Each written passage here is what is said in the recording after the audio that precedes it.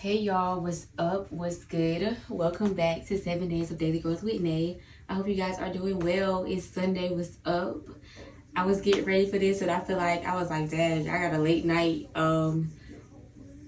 channel. Basically, y'all always get me late at night. I always drop late. But I'm here and I show up because yes, I do love this. I love what I do. But I will be honest and say, like, y'all, I've been kind of like feeling real stuck. This is my journey. This is my healing journey, and I'm truthful with y'all. And this part of your journey is real. You get stuck. You feel stuck. You don't know where to go next. And I have so much like in my head and so much going on. And so like, I've been finding myself this weekend just feeling like really stuck. But kind of been getting a bunch of encouragement at the same time about what to do and what's next. So I'm kind of receiving clarity on what's about to happen for me, but I'm kind of on the crossroads of, okay, so if this is next, what about this? And what am I going to, So just a bunch of, I had to do a lot of reevaluating, like in my mind. Tonight, after I eat, take a shower, I'm going to do some meditation and reevaluate my goals. Figure out what I still want to go after, what's for me, what I'm looking, just make sure, again, y'all, that I'm on track. Like, I'm really going to dig into that tonight. I also pulled out some old journals for me to look through. Honestly, that's another reason why journaling is so important, because I'm my own motivation, especially journals that I've had throughout since I've been healing. You look back through all that and it's a reminder of why to keep going, why to keep moving forward. That's going to be, that's why I'm looking at it tonight, because that's going to be my motivation to keep going. Because that's what I was saying. When you're feeling, stuck, you don't know how to keep going. You don't know where to go. You don't know how to, move forward and keep going because you're feeling stuck. And, in my head and, even physically, I'm feeling stuck. Just all today, I kind of been getting messages, just kind of been getting some encouragement, so it ended me up to a point where I'm here and, I want to reevaluate a lot right now so that I can get prepared for what's coming. Truthfully, I was a little moody. I was today. I've been emotional like all week, honestly. But today I was a little moody. I was in one of my moods. And when I'm in one of my moods, I don't want to do anything. I don't. And so I watched a movie. I was like, let me watch a movie. Because I just been wanting to relax all day when I got stuff to do. And that I'm going to tell you about that later. But I was watching The Color Purple. And by the end of it, I was boohoo crying. I don't think I've watched The Color Purple. I haven't watched The Color Purple since I've gained a lot more wisdom and knowledge on life and my life, and been on my journey. So it was a lot of stuff that I seen that I never seen ever before, because I know I've seen it in my teenage adult years already.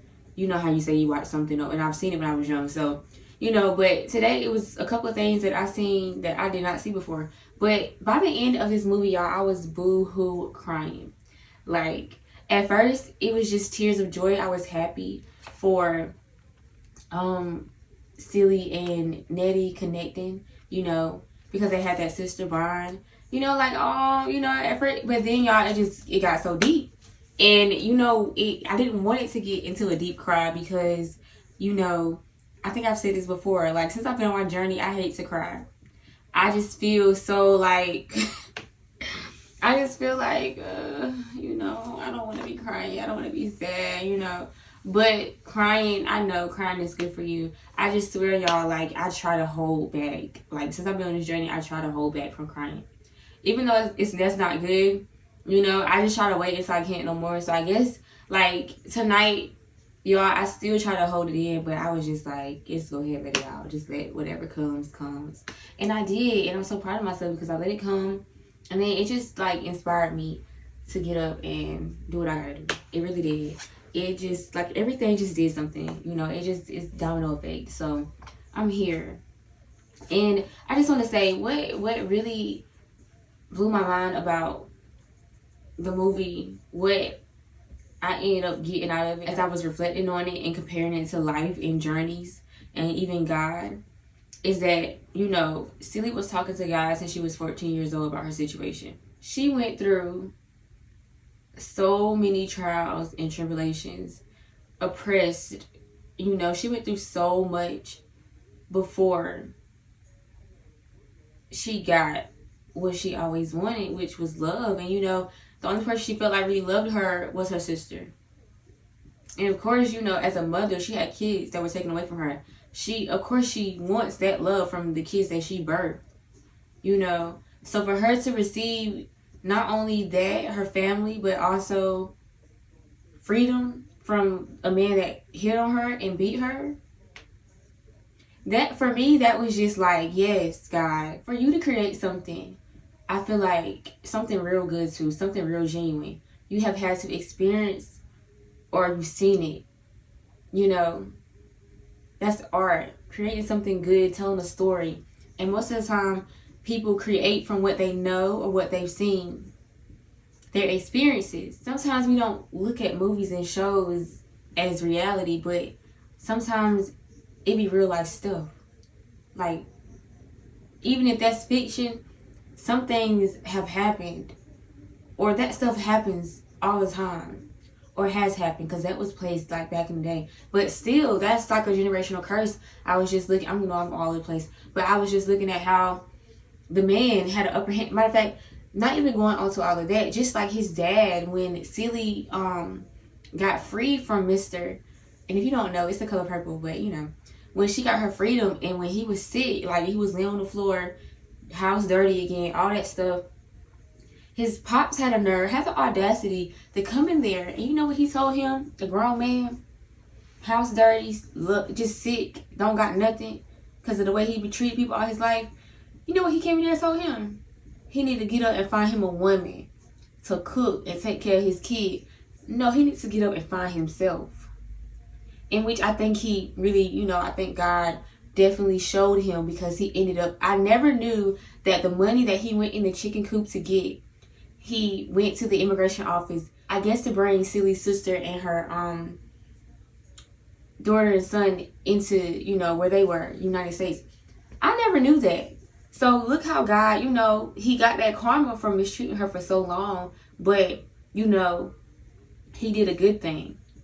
You know, he got the letter because he knew God is real, you know, telling you. But anyways, I'm making like, you know, I know it's not real life, but it's real life. Like, it's real life at the same time. So, you know, that's just what I learned from that, like, y'all. Because I feel like, y'all, you know how I've been talking about patience and stuff like that. And you know how and then now I'm saying, like, how I feel stuck, y'all. Like, I've really been in a rut. But I've been, you know, good. But I just kind of been, like, shaky, basically. Like, a little shaky. You know. Just feeling a little lost, a little confused, you know. Not knowing where to go.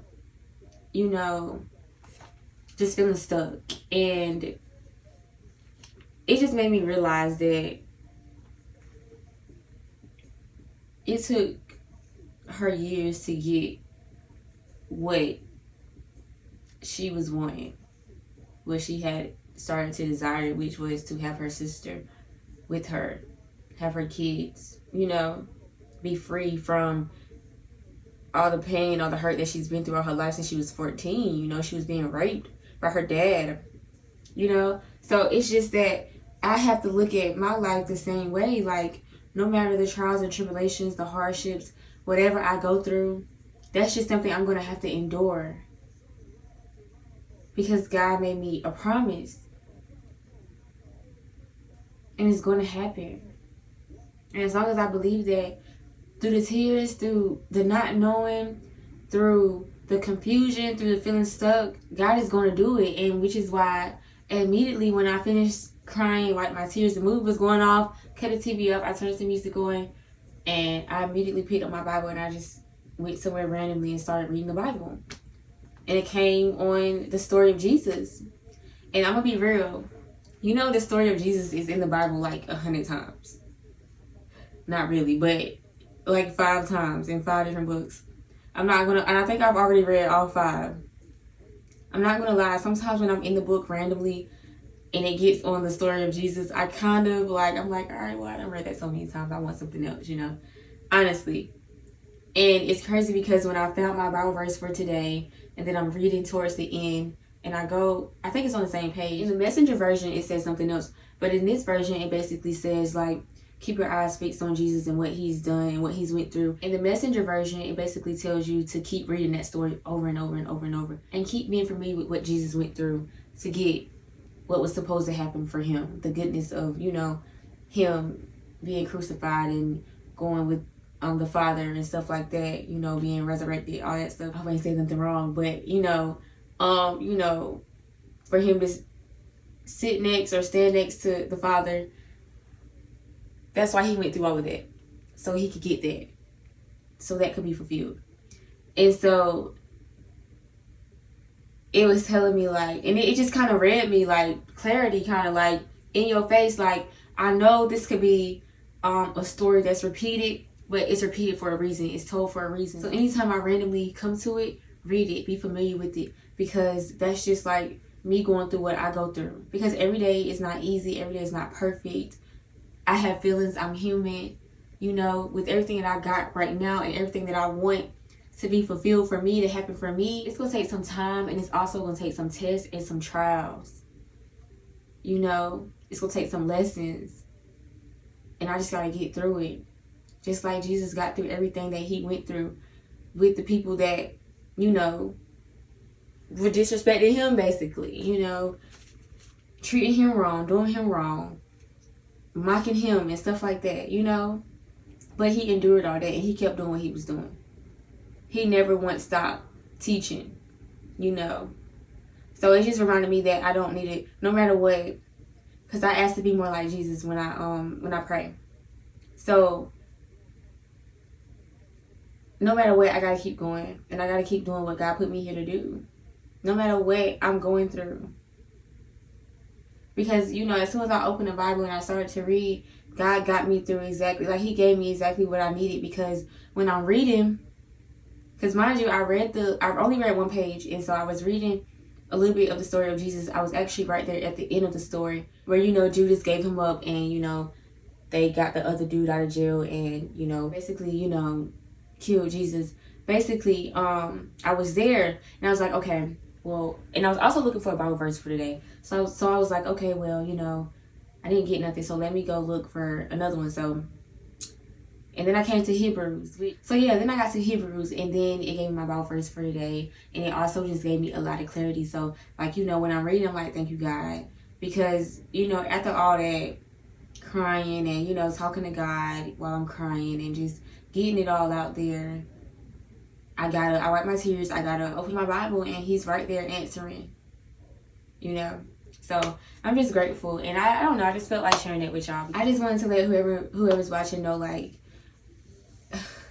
it's definitely not easy, especially when you want a lot for yourself. So let me get started, because I want this to be quick. So my weekly goals, let me tell y'all, so these weekly goals, I had to reevaluate.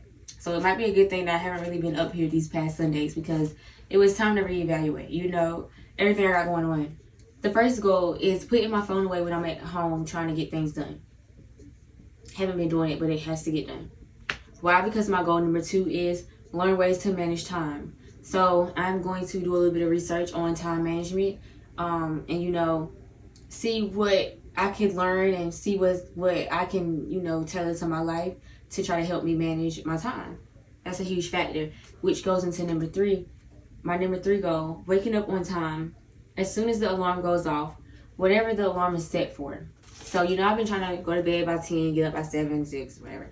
You know, so that wasn't working. It wasn't working. It's not working.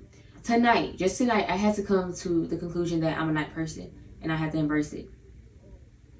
I have to embrace it. And it's crazy because, you know, I've been chilling all day. It's time for me to get up and do some work. I got energy, you know. So I just had to realize that right now in my life, I am a night person, and I can get a lot done at night, and I'm just going to embrace that about myself right now. Maybe it'll change when my life starts to, you know, change a little bit more and other things start to go on. Because I know I want, like, for example, I'm a person that I feel like I do adapt well. Whereas like I used to work late at night, and then I got a job from 5:30 in the morning to 5:30 in the afternoon, and I was up, you know. So I feel like, hey, why not embrace the fact that I'm a night person? And just look at the fact that some days I can get up at 7 or 8. You know, I'm really good like 7, 8, 7:30, 8 o'clock. I'll be good. Sometimes I can't sleep later, but the times I get up at 7:30, 8 o'clock, I be good. I be up, basically.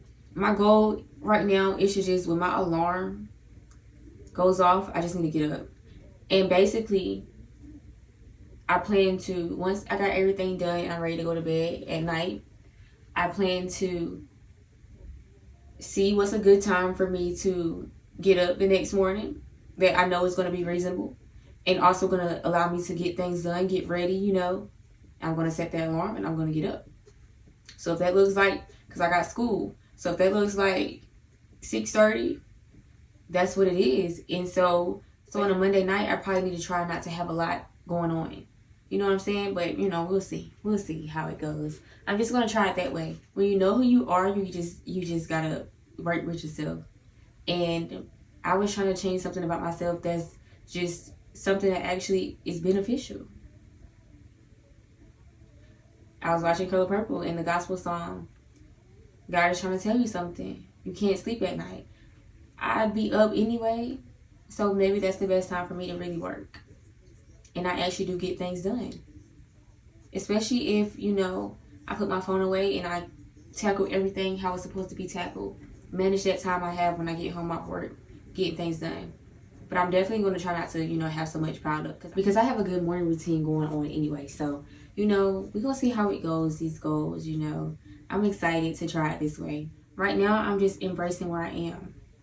So now I don't have to feel bad for my goal being 10:30 and I'm still up to 12. And then I feel bad, you know, for sleeping in. I just got to take some of the pressure off myself, you know. So just always just try to reevaluate and figure things out and adapt, change, do what you got to do that's tailored to you, you know. I tried to do it, you know, my way, but, you know, God's telling me to do it another way. Embrace the fact that you like being up late. Because it's possible. I can do it. Like, it's not, I'm not tripping. I'm so used to it. And I feel like when the time comes and I need to really, really change it about myself, I feel like I'll be good at doing it. I'm just going to try it out this way and see how it works. I feel like I still get good amount of sleep. I still get up and get a lot of things done. I think the most important thing is my time management and being on my phone anyway. So I kind of just been having this new mindset, like hustle harder, Saturday, hustle harder. So I knew I was coming into this week, you know, changing things and, you know, nailing stuff down and really trying to figure things out. I knew I was going to do that so that I can focus more on my hustle and really get things done. So that's just number one. My weekly intention.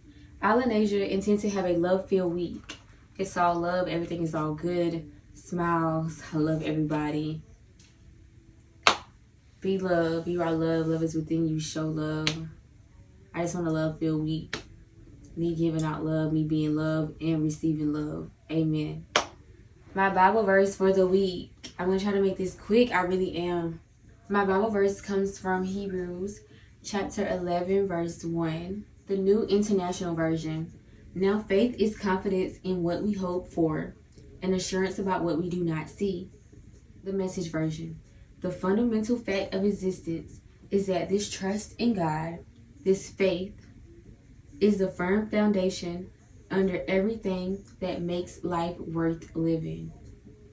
It's our handle on what we can't see.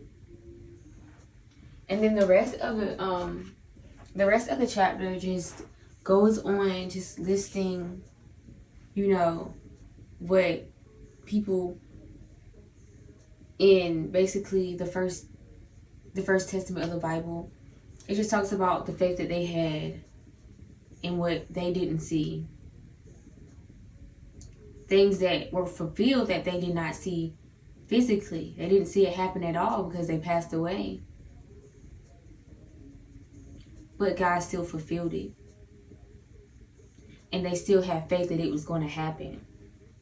which is why they had God on their side, because they believed and they had faith in what God said he was going to do. And he did it.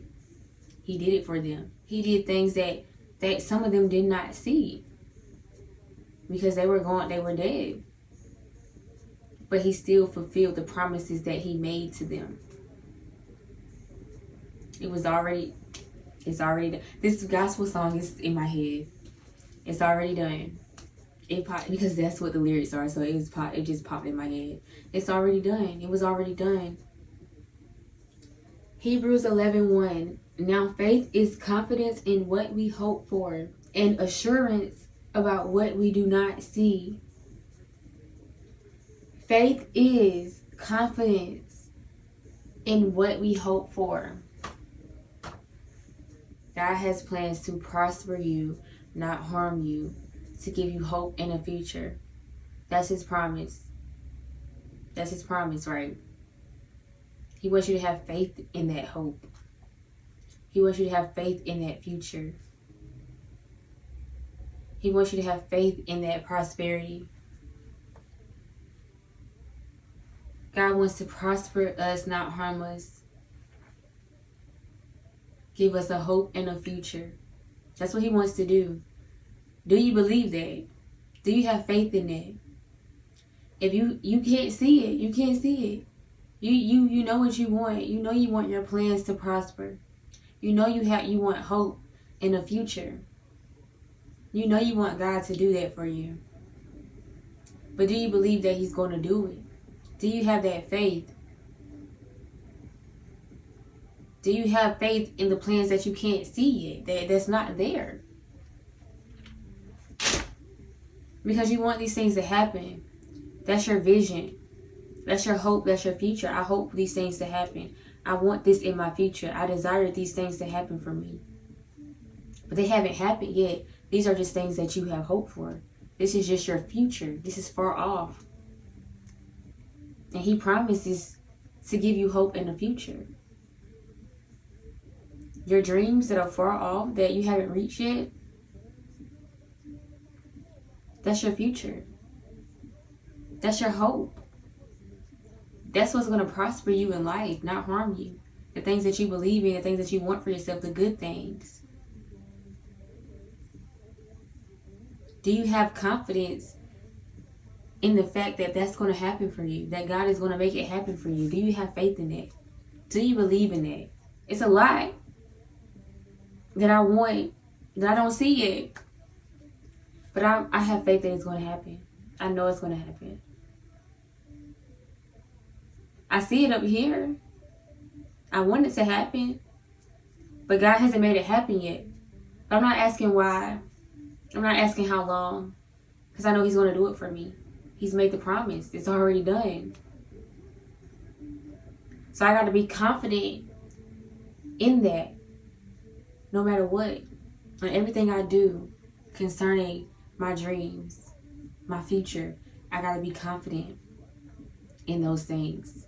In what I'm doing to get there. To get that. To receive that. The little steps that I'm taking right now, I have to have confidence that these little steps are going to get me to that future, to that prosperity. Faith is confidence in what we hope for. The things that we want. You have to be confident that what you hope for, you're going to get. God is going to do it for you. Assurance for the things that we do not see. Faith is assuring you that you're going to get it. I'm going to get it. It's going to be mine. I know it's going to be mine. Even if I don't see it, I know it's there. And even if it's not been done, it's going to happen. Have faith in that. Have faith that God is going to do it for you. He hasn't done it yet. But don't for a second, don't think that he's not going to fulfill the promises that he's made. It's already done. Truthfully, you got to be in step with God. You got to be on a path towards God. With God, everything is possible. Without him, I tried to do it on my own and it hasn't worked out yet. With God, he has been doing amazing things. Even in the midst of everything, I still say thank you. I still, even when I'm letting out my feelings and I'm crying and I don't know and I feel stuck, I still get up and I still go to God. Because I know he's going to give me an answer. I know he's going to work it out. Even if he doesn't give it to me right then and there. I feel like tonight he definitely just encouraged me. Like the Bible encourages. It's an encouraging word. And we all need an encouraging word in this crazy world. Do you have faith that God is going to do it for you? Because if you do have faith that God is going to put God into your life, then he's definitely going to do it for you. Put God first in everything that you do. He's going to do it for you. But you got to have faith. And you can't let that faith waver. You cannot let it waver.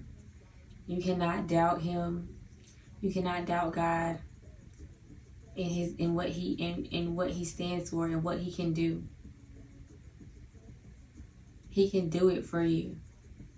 If you allow him, you gotta let him do his job too. Do yours. Work in faith. Work hard and know that God is doing it for you. Pay attention to what's in front of you. Because you know in your heart, you have confidence that he's going to give you what you hope for. Be assured that he's going to do for you the things that you can't see yet. Have that assurance. Have that knowing feeling. When you know you do what's in front of you, you focus without wavering, without stopping. That's how you keep moving forward. Your faith. Because you know God is going to do it for you. It's okay. It's normal to feel stuck. We're humans. But when you have that faith, and that's why I picked up my Bible, because I might be feeling this way, but I know God got something to tell me. Once I wipe them tears, I'm going to God because I know there's something there for me to keep me going. That's going to pick me up. I can't lay in them tears. I can't lay in that. It's cool. Like, I barely want to let them out. I definitely ain't going to lay in them. I don't want to lay in them. I didn't want to cry. I didn't want that feeling, but I had to let it out. And then I got up and I went straight to God because I have faith. And I know that all of this, everything that I'm doing, everything that I've been through, everything that he's brought me out of, everything that he's given me, the peace, the ability to heal, the joy, the happiness, the light, the love, everything that he's given me thus far, the important things, me allowing to see true beauty, the true beauty of life, of my life, even in the imperfect chaos and mess sometimes. I'm thankful and I'm grateful. And I know that, it's not for no reason. And so that's why, even when I feel down, my weakness is made perfect in his strength. I knew it's in my head. The verse is in my head, but I knew it. But he said to me, my grace is sufficient for you, for my power is made perfect in your weakness. Because when I cry, y'all, it makes me feel weak. Like, it makes me feel like, because, one of the things I was always called growing up was a crybaby, so I don't really like to cry because, or sensitive. And, when people said that, it made, like you're weak. Like you're, a crybaby, always sad or something always wrong, So it's a lot of times where I really, really don't like to cry because I don't want to feel like I'm not strong. But, for me to go through that and then go to God, that verse was in my head at the time, but it just popped up. My power is made perfect in your weakness. Crying, talking to God, boohoo crying, talking to him, wiping my eyes, I don't want to cry. And then, wiping my face and going, That's his power working. He making me stronger, you know. He getting me through. But that's my faith. My faith knowing that God is the answer, you know. That's all I have for you guys. I hope you guys have had a lovely Sunday. Y'all be blessed. Y'all stay safe. Y'all stay beautiful. Be kind. Be gentle. Show compassion. Be humble. Stay patient. You are love. Love is within you. Show love. Be love. You are light. Shine your light. Shine your light. Somebody see it. Somebody loves it. Adores it. Is thankful. Grateful for your light. Keep shining. Be you. Do you. You are uniquely created to be exactly who you want to be, who you are, to be free. I love you all from my heart to yours.